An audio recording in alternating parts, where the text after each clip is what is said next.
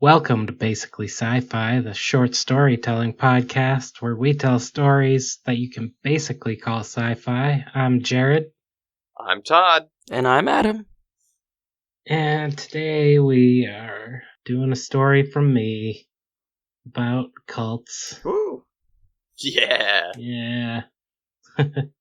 That's way more exciting than you're letting on. That's like, Is it? I think so.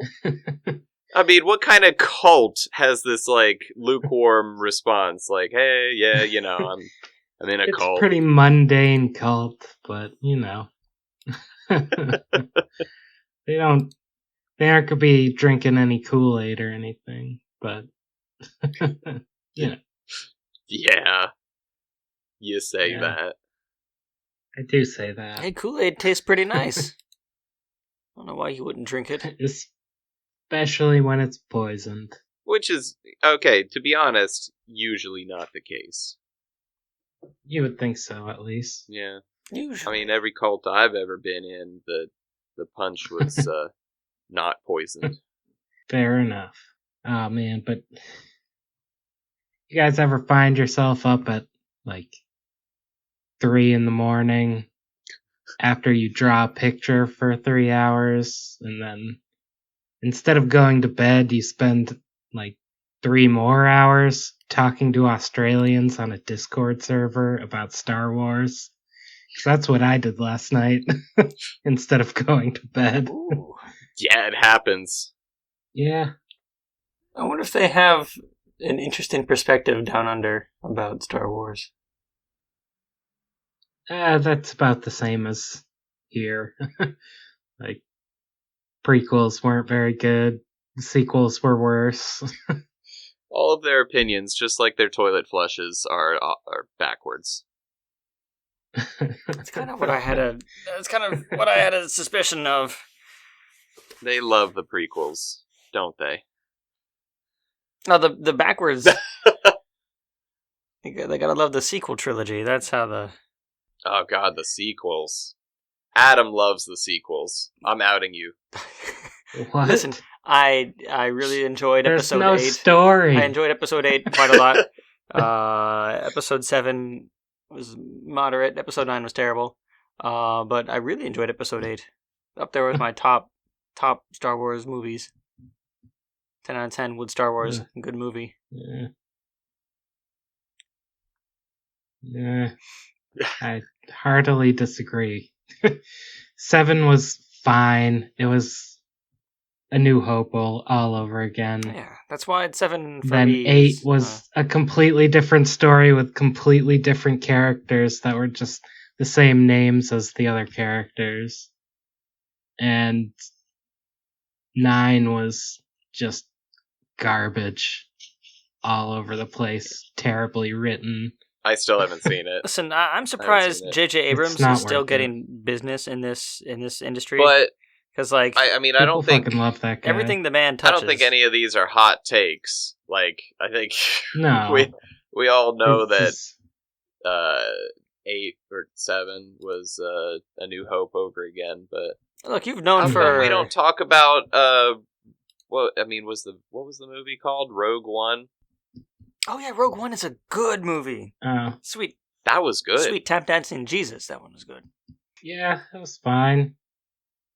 I didn't give a shit about any of the characters, and then they all died in the end, so I didn't feel bad for not giving a shit about them. I mean, But the part of the movie is like Saw Gerrera was fun to see. You know they're gonna die at the end, so it's like, well, but the interesting part is how do they die?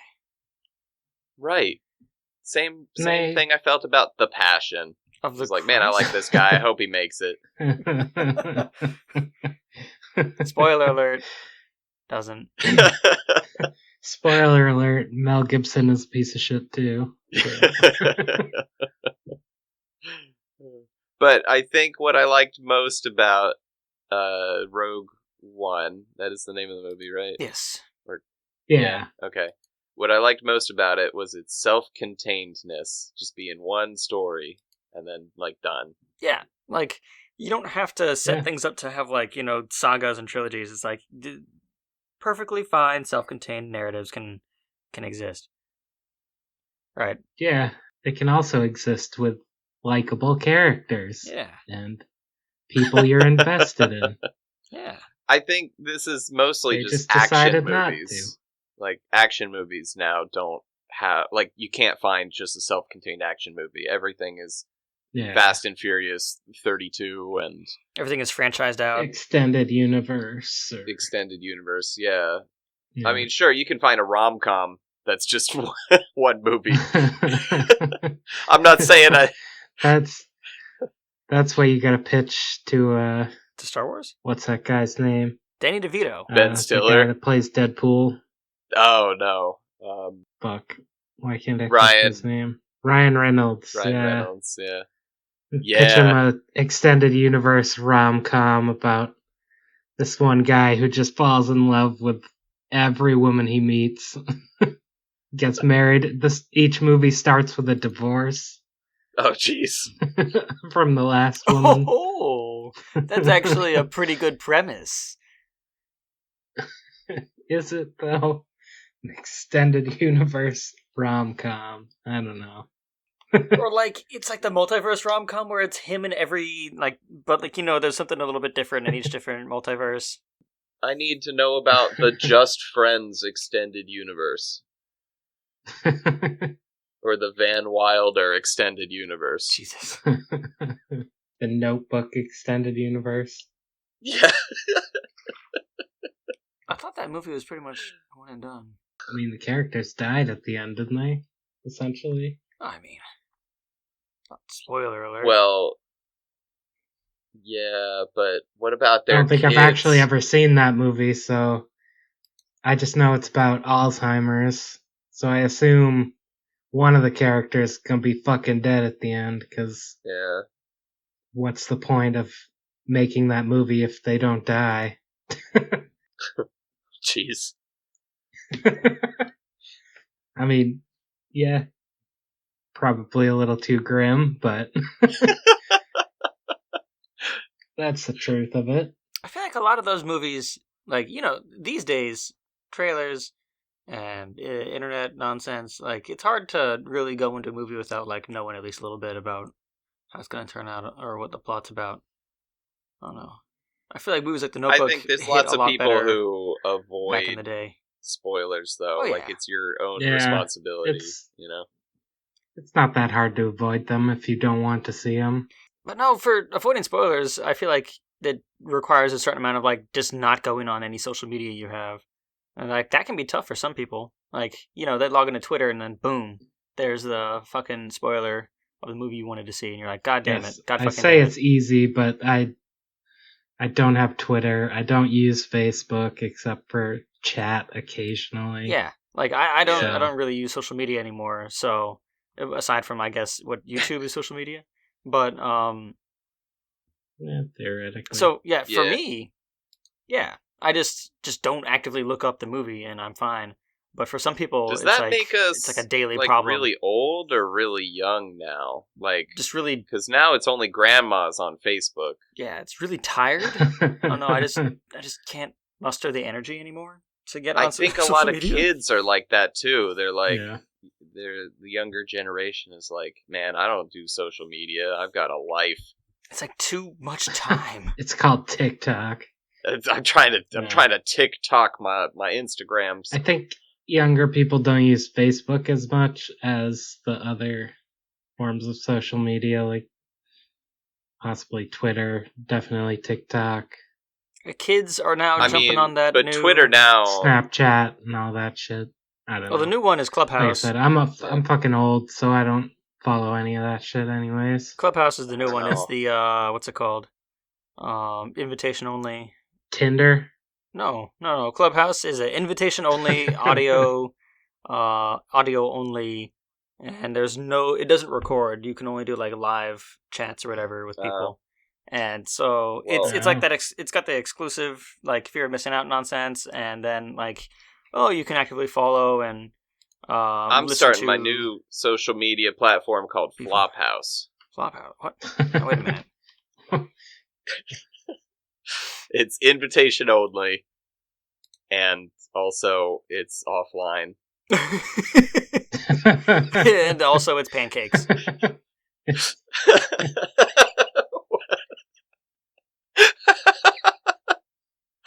That's really what- just your couch, though. Oh. Sir. Flophouse's House of Flops. Sir, I think you've invented IHOP. Oh man, the hell am I gonna edit all that into? I just wanted to talk about Star Wars. I know. I'm sorry. I keep intentionally derailing things that I feel like I don't want to talk about Star Wars for 40 minutes. We can have the Star Wars episode where I rant at you guys about how I enjoy episode 8. No, That's not today, I though. mean, Not today. yeah, so I should probably start my story then. My story today is called Playing in Fire. Because I don't remember why I named it that. Playing in fire? Yeah. Oh. Like with fire, except it's in, you know. I know. I'm trying to. Seems uncomfortable. Yeah, I really don't remember why I named it that. I probably should have read through my story again, but It seems intentional, so I'm excited for the reveal of why the. it's probably not. It's probably something I made up on the spot because I had forgotten to name the story before we initially recorded it. Jo made her way back to the Temple of Roger. Found on the outskirts of New Wumbria, a city near the equator.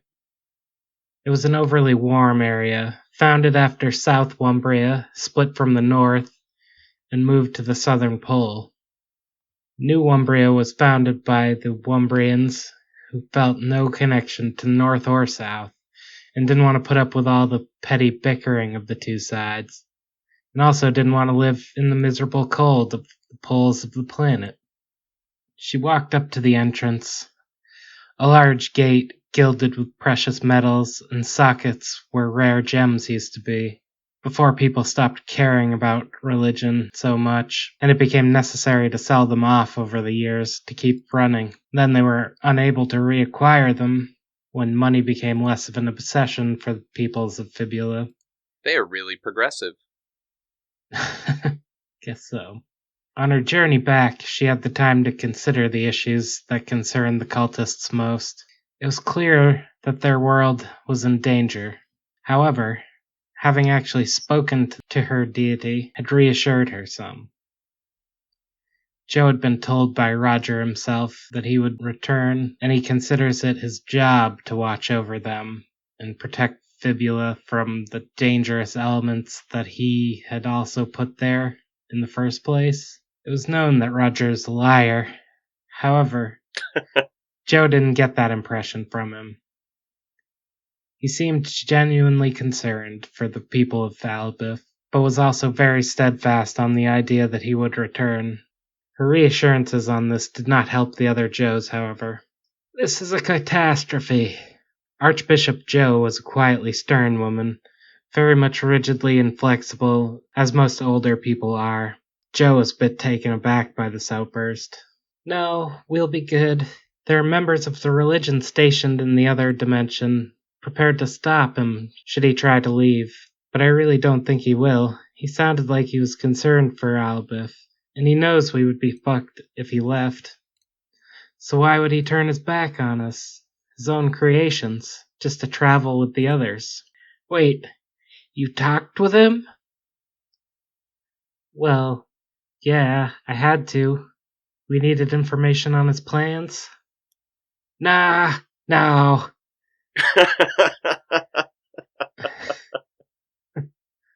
Nah. He's a liar. You've clearly been taken in by his lies, and you must now attend re-education. Oh boy. Yeah, that's a cult. I spent years training to resist his lies. I've not yet fallen for anything. You're just overreacting. Maybe it's time for new leadership in the Church of Jo. Nope. Re-education. That isn't happening. How about instead we debate for the role of Archbishop? You're on. No one understands the needs of our followers, and the fools who don't believe on this planet like me.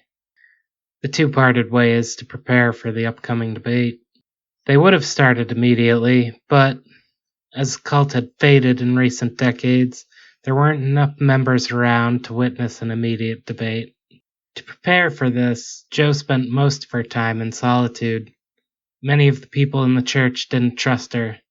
They all knew the basic details, which led them to assume that she was as far gone as Jo had said she was.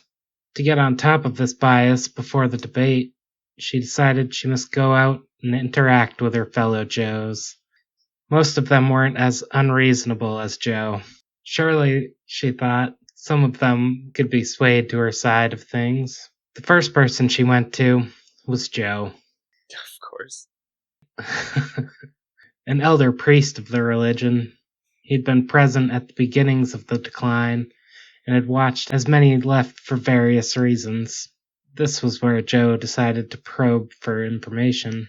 "Hello, Jo. How are you today?" she asked. "Just another day, Jo. Woke up with a sore back. Can't quite shake it. A friend told me that people don't like me when I talk about myself too much, and now I'm trying to remember specific interactions with people to determine whether this is true or my friend is trying to send me on a spiritual journey to train against lies." Jo answered a little too honestly. "Could be a bit of both," they both said simultaneously. "Thank you for that advice. What is it you need? I understand you're debating for the archbishopship soon." That's a good word. Yeah. Ship. Yep, that's why I had to take that line twice. That's one of them words that kind of run together when you look at it and you're like, was that really? No, wait a minute. Yep, is that just a typo, or did I make something Let me up? try to say that out loud. If you're seeking aid, I can only offer advice. Advice is all I was looking for. Well, good, because that's all I can offer.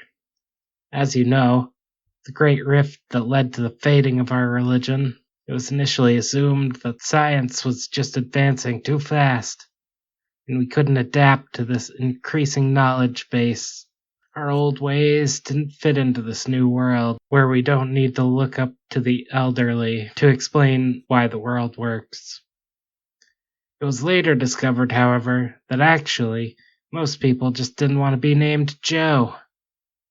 Presumably you have a reason you're telling me the history that everybody knows?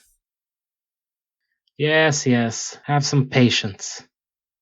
So this rift, again, as you know, led to the downside of the church, where some let people pick different names, and they were met with heavy-handed backlash from the traditionalists.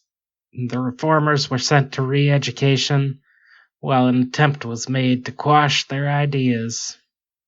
But some of them persisted, building a side sect in the church itself, quietly influencing events over the course of the next 100 years. And I am their leader.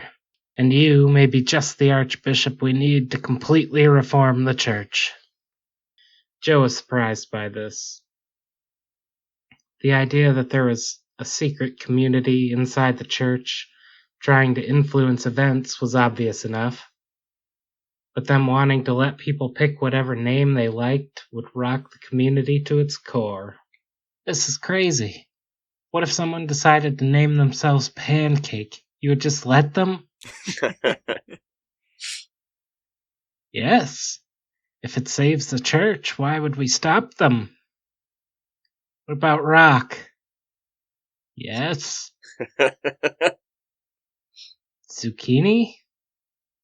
Yes. Cunt. You really think anyone would choose the name Cunt for themselves? I suppose you're right on that.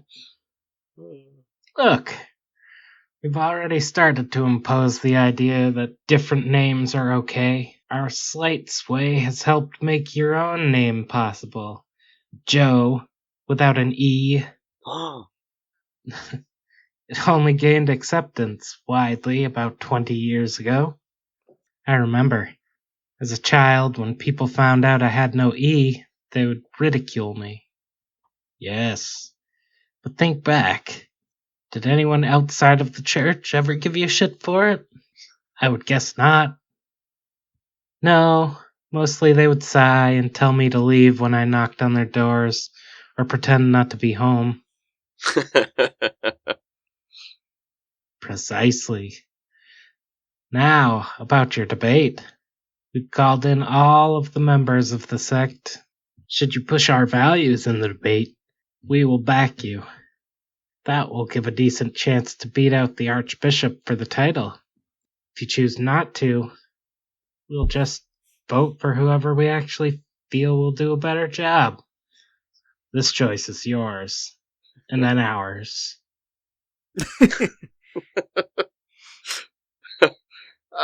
He's not wrong. I don't think so. I No, mean, it's typically how voting works. That's how it works. Yeah.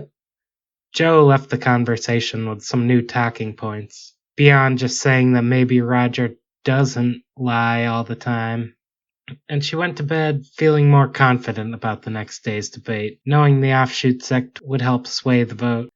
The next day, crowds of Joes, and even one Joey had gathered.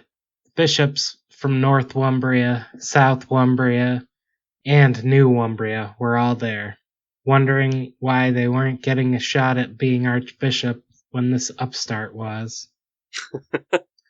When the truth of the matter was that they already had their chances, and they should probably shut up about it already. There were members from across the world, excited and ready for what they assumed would be a tedious debate. Oh yeah, tedium. The intermediary, Joe, was a bishop from the North Wumbrian district of Wumbo, where people were pretty middle of the road when it came to matters of everything.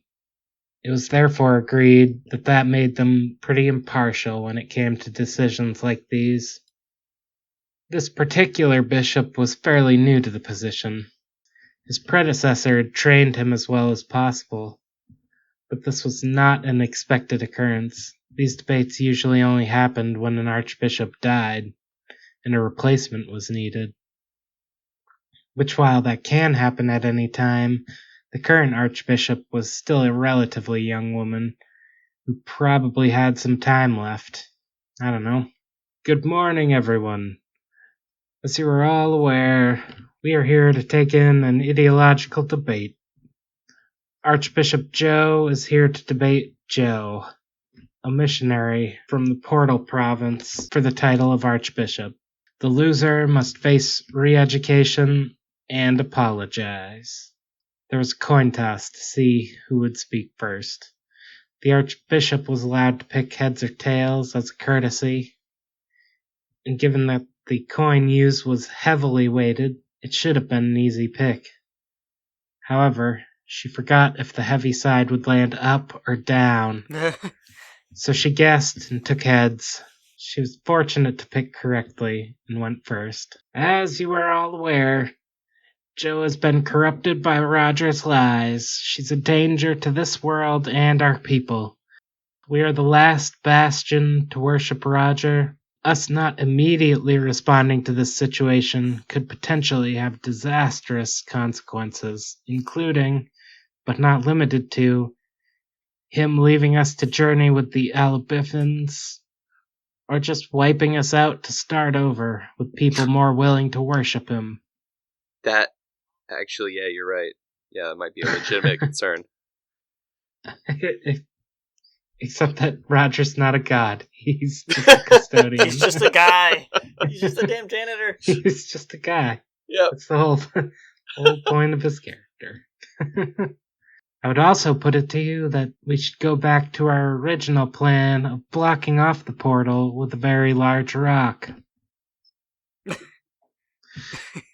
There was a smattering of applause, but all of that was pretty much assumed to be Joe's stance. Joe began her reply. I will put it to you that I have not been swayed by the lies, but rather I've found a glimmer of truth in his words. I've gone through the lie resistance training thoroughly, passing with flying colors. Roger is a good and loving deity, but I put it to you, there is no chance he'll leave. While we have our faults, there's never been the expectation of worship from Roger. This is why he always lies to us when we try to worship at him. He waxed poetic to me about our world, and said while the day will come where he will leave us, it's not that time. The crowd was pretty receptive to this.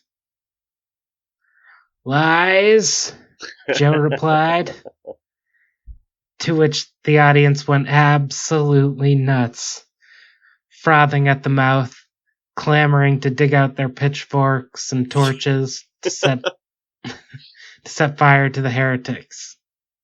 But what? No, that's not how this works. You can't just say lies with no evidence and claim it's a persuasive argument. But these words were drowned out by the mob, lifting Joe up and tying her to a stake. Joe made his way up to her and apologized. Sorry we couldn't help, but I told you I could only offer advice. He then drifted back into the crowd as they set her on fire to the chants of re-education. Jeez. Very Lord of the Flies here. Oh boy. Once satisfied she was sufficiently dead, the crowd started making its way to the portal. The end. Oh, for real? Oh, Yeah. for real? Yeah. Ooh. Oh. Yeah. That's like the end of Small Gods, For real. except everything goes wrong. Oh. Yeah. Wow. That's your darkest story yet. Oh, yeah. Yeah. But it's funny. It was. See, I think so. I agree. If I do say so myself. Yeah. That was definitely written in the midst of the 2020 election Yeah. campaign. Oh man. But it's timeless. I mean, yeah. You know. Yeah, it It's could be timeless. any debates. Oh yeah, Yeah. no, it's a timeless sentiment, just Yeah. very specifically referencing Trump's debate style. But yeah, even then, I was very prepared for another Jared story where peculiar things happen around the edges of an otherwise very linear and sensible story. And I'm like, yeah, that makes sense, and I thought Yeah. it was a very persuasive argument from the high priestess saying we're worried that he might wipe us out for not worshiping enough because that's the way religious people think. Yeah. But then Yep. burn her at the stake is also the way religious people think, so Yeah. yeah, Yeah. And Okay. they did. they did. The trick that you fell into is thinking that religion is a fact and evidence-based argument, when in fact it is an emotional-based Yeah. argument. So lies, Yeah. just screaming lies is, in fact, a valid counterpoint. I mean, because the whole premise here was that they were going to be allowed to debate. And then, why did you set up this whole 20, 30-minute story of her getting ready to debate and then just getting shouted down? Because it's funny. Look, art imitates life. The joke is that I listened to a 30-minute story to just have her be murdered. It's kind of embarrassing how much I'm laughing about it. My own story. I mean, I know. Todd, I believe this reaction is the intended. It's a feature. It's not a bug. It's a feature. I know. Oh yeah, absolutely. It's amazing. I'm so happy exactly that it worked. What I was going for. Yeah. I'm so happy that it worked. Yeah, I was like, as I got towards the end, I'm like, man, we've done this story before. It got erased and we're coming back to it, but they still have no clue what's about to happen. It's great. It's been a while since we recorded it. Yeah, it was quite some time ago now. Yeah. But the thing is, I remembered that there was all the characters named Joe, and I remembered having the thought process before of like, oh, it's weird that there would be a woman named Joe, because I just assumed that everyone was named Joe because they were all men. But oh no, yeah, okay, there are also Joes that are women. So I didn't say anything because I'm like, was that the other episode with some Joes in it that I was thinking about? So, and then Joe without the E, she was in one of the previous episodes. Yeah, as well. yeah, okay. So I knew that, but I don't know if I called attention to her gender really. Right. And what this reminded me was the fact that at first I thought, a long time ago, I thought, oh, this is a planet, and the whole planet is like one of those Star Wars monoplanets where they all follow the same cult, right? I'm like, all right, everyone who lives on this planet is part of the same cult. But I think this episode really elucidates that that is in fact not the case, and they're basically space Mormons, I guess, going door to door, and when they knock on the door and, someone opens the door and they're like, what's your name? And they say, hello, I'm Joe. And they're like, all right, goodbye. And they shut the door because only the cultists are named Joe on this planet. And there are probably a large amount of people who don't, in fact, believe in Roger. Or maybe they know about Roger and don't back care. in America. Jehovah's Witnesses back in America, but Mormons here in Japan. We've got a bunch of Mormons. Yeah, God. It's all... Yeah. All the same crap. anyone who bothers you in your but you home... had the other like Senate on the planet where there's the actual political side to the world that has nothing to do with the religion. But it is a whole world with many different countries and not just like one city per planet. Like yeah, no, it's not Star Wars. Yeah. Cloud City, the planet. Like, Coruscant, the planet city thing. That you never went to. Yeah. No.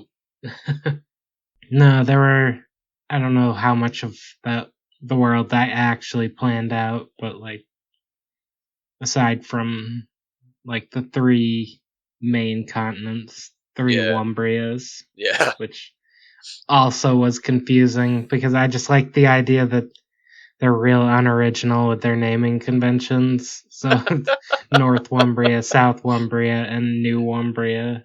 Like, okay. Not Cult of Joe. A not insignificant number of them are all named Joe. So. Yeah. Yeah. Yeah. Creativity not there. But they're beginning to open up to original thought, though, with variations on Joe. Like, I mean, I think at this point they already have opened up to original thought. It's just the cultists that are stuck. And their numbers are dwindling. So yeah. They're not winning hearts and minds, and it might be stuff like this that prevents that from happening in the future. Yeah, exactly. Yeah. Oh, boy. Well, I mean, besides the fact that, we'd heard that story before, but still, no, it works that, Yeah, I had forgotten the twist at the end. But that worked. Oh my god, that worked. I don't know if I'd call it a twist so much as a logical conclusion to events. My problem is I trusted so many of these characters. I trusted them to have a debate. I trusted re-education to be, like 1984 style. Yeah. And then maybe they'd be executed in the end after the education was complete. I didn't think it was just using the wrong word for shit. Like, it's a nicer term than execution. Man, I mean, if I had known that Joe was up against re-education by immolation, then I would think that she would have also thought twice about having the debate. You would think, but... Oh, no, because at the beginning, the lady was like, cultists. Re-education, and she's like, hey, let's have a debate. Right? I think that's kind of foreshadowed a little bit in the beginning. They're like, re-education, and she's like... Yeah, but Joe also said that the loser would be put up for re-education. Yeah, so the loser would have to be re-educated. Either way. They had to apologize to the winner. Right. Which got overshadowed by the education. The re-education. Yeah. The crowd got a little too into it. You gotta get educated. Yeah. Anyway, I mean, we don't need to rehash the beats over and over, but... Yeah. Yeah, no. Just saying it worked. Yeah. Very artful. I enjoyed. Yep. Yeah. Yeah, so any critiques as far as that goes? I like the pacing. Especially there, because it worked. Because it worked for the payoff. Yeah, especially there at the end where they were having a little debate, and she's like lies, and they're like drag her out, and it felt very kind of real time, which I enjoyed that. It ramps up real quick at the end. Yeah. So the pacing was really good. Yes. Yeah. Yeah. And despite the fact that you're not doing any kind of characters' voices, really, I think it is very good to have distinct mannerisms and ways of speaking to differentiate characters, besides the fact that we are each voicing all of our own characters. So yeah. Even though everyone's named Joe, they were distinct enough that I could tell what Joe they were talking about, who they were talking to. It really made me think how, like, maybe the names aren't that important. Maybe I should just change all of my characters' names to Joe. Yeah. As long as you're still clear who you're talking about and talking to. Yeah. Yeah. So that meant that everything else, as far as the structure and the character development, was good. That's what I have to say about that. Yeah, when you take away the differing names, right? So if they're all named Joe, then what really differentiates them is the way, like, their speech pattern, and each one of them having a distinct different speech pattern in a way, different things they use to convey the same idea as that. That's how you tell. Mm. They're different. Yeah. Besides just screaming lies. Well, I mean, but you could tell that was the Archbishop. That's a pretty distinct speech pattern. I mean, the Archbishop show I definitely got from like very, I don't know, like curmudgeon, very like, you're gonna close the portal with a rock, and it's like, wow, that's like the most reductive, dumb, like simple solution to this problem that I could think of. I think because they showed up. After this, they showed up in the last story I read and tried to use the rock to block the portal. That was a callback to that. And it didn't work because it just passed through the portal. The news didn't get back to her, though, apparently. No, because she hadn't done it yet. They were going... Like, this takes place, during...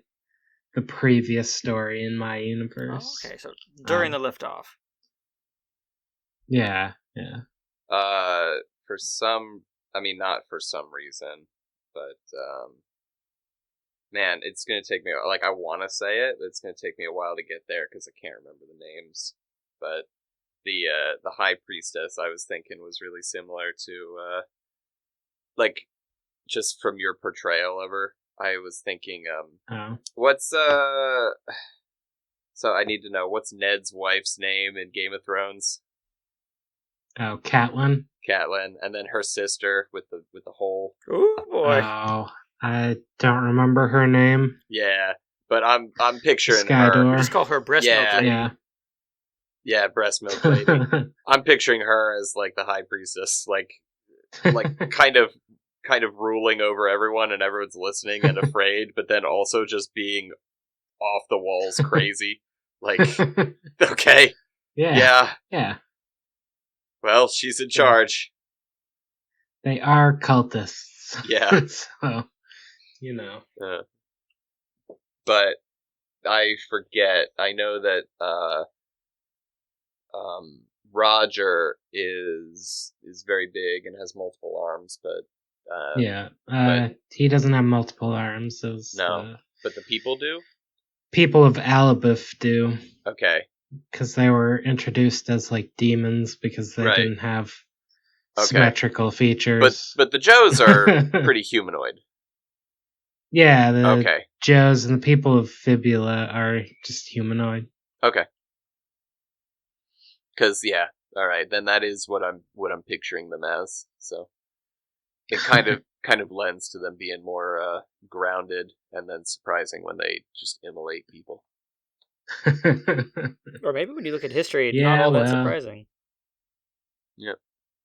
Sometimes you gotta burn some folk. Yep. Makes the title make more sense now. Yep. I figured that out about halfway through. Once I remembered the story arc. Well, with all that, I'd say thank you for listening. Thanks for telling us a story. Comment, subscribe, and join our Discord. I know I will. Us. Oh yeah. Email us any thoughts, concerns, whatever. I don't know. I just want someone to say that they're actually listening to this. Yeah. I know there are a few people. Send us your math. Yeah, math there homework are. Or something. Come on, just something. Anything. Well, yeah. What? Send that to Adam. Send that to me. I'll do it and send it back. Yeah. We'll be back next time with a story from Todd in his universe as usual. Yay! No gimmicks this time. No, just telling a story. See you later. Bye. Bye.